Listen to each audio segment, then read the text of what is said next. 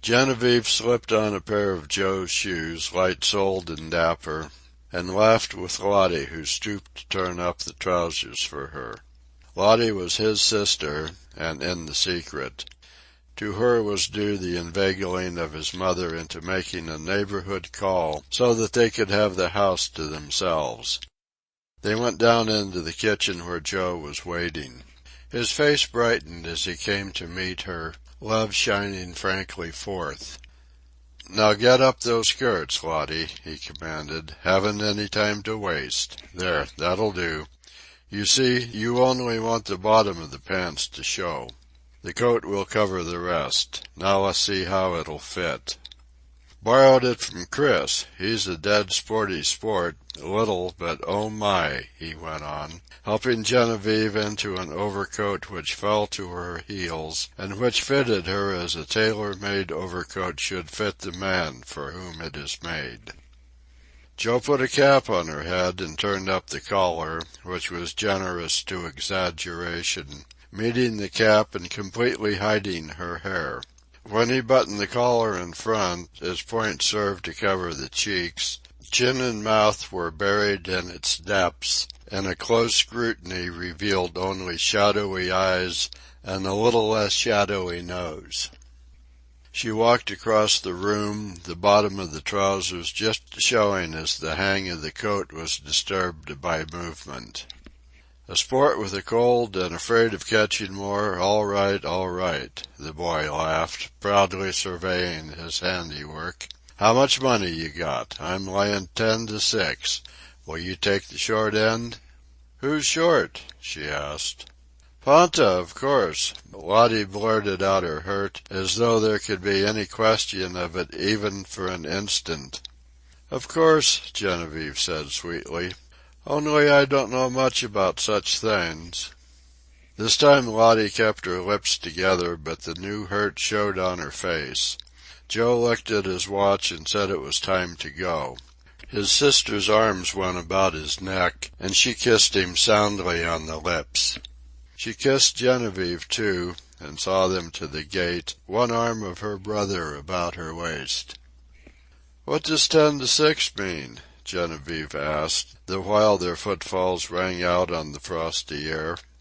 "That I'm the long end, the favorite," he answered. "That a man bets $10 at the ringside that I win, against $6 another man is betting that I lose."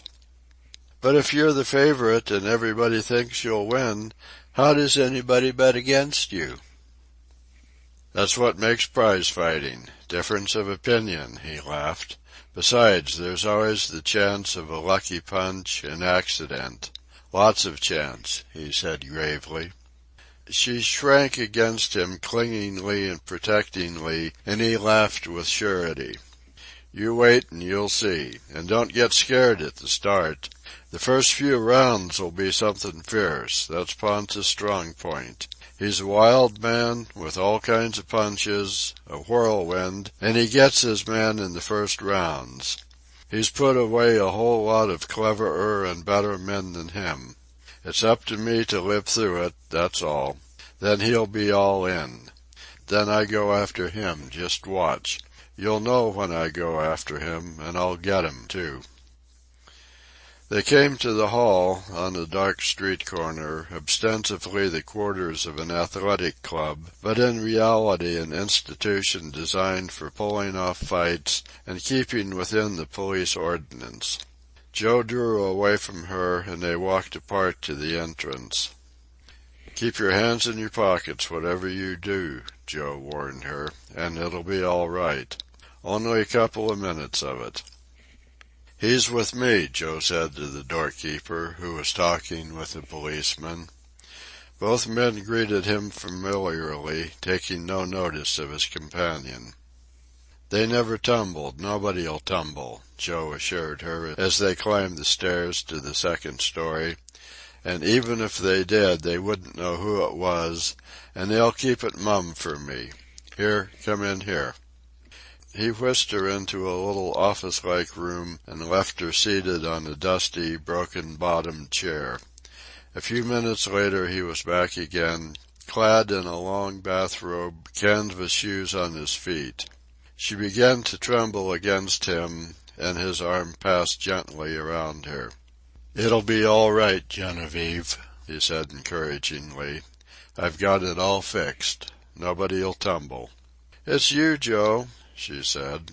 "I don't care for myself. It's you." "Don't care for yourself? But that's what I thought you were afraid of." He looked at her in amazement, the wonder of woman bursting upon him in a more transcendent glory than ever, and he had seen much of the wonder of woman in Genevieve. He was speechless for a moment, then stammered, You mean me? And you don't care what people think? Or anything? Or anything?" A sharp double knock at the door and a sharper, "Get a move on yourself, Joe," brought him back to immediate things. "Quick, one last kiss, Genevieve," he whispered, almost holily. "It's my last fight, and I'll fight as never before with you looking at me." The next she knew the pressure of his lips still warm on hers, she was in a group of jostling young fellows, none of whom seemed to take the slightest notice of her. Several had their coats off and their shirt sleeves rolled up. They entered the hall from the rear, still keeping the casual formation of the group, and moved slowly up a side aisle. It was a crowded, ill-lighted hall, barn-like in its proportions, and the smoke-laden air gave a particular distortion to everything. She felt as though she would stifle. There were shrill cries of boys selling programs and soda water, and there was a great bass rumble of masculine voices. She heard a voice offering 10 to 6 on Joe Fleming. The utterance was monotonous, hopeless it seemed to her, and she felt a quick thrill. It was her Joe against whom everybody was to bet. And she felt other thrills. Her blood was touched, as by fire, with romance, adventure, the unknown, the mysterious, the terrible, as she penetrated this hall of men where women came not. And there were other thrills. It was the only time in her life she had dared the rash thing. For the first time she was overstepping the bounds laid down by that harshest of tyrants, the Mrs. Grundy of the working class. She felt fear, and for herself, though the moment before she had been thinking only of Joe. Before she knew it, the front of the hall had been reached, and she had gone up half a dozen steps into a small dressing room. This was crowded to suffocation by men who played the game, she concluded, in one capacity or another, and here she lost Joe. But before the real personal fright could soundly clutch her, one of the young fellows said gruffly, "Come along with me, you." And as she wedged out at his heels, she noticed that another one of the escorts was following her. They came upon a sort of stage which accommodated 3 rows of men, and she caught her first glimpse of the squared ring.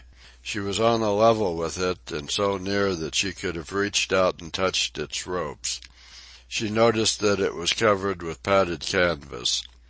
Beyond the ring, and on either side, as in a fog, she could see the crowded house. The dressing room she had left abutted upon one corner of the ring.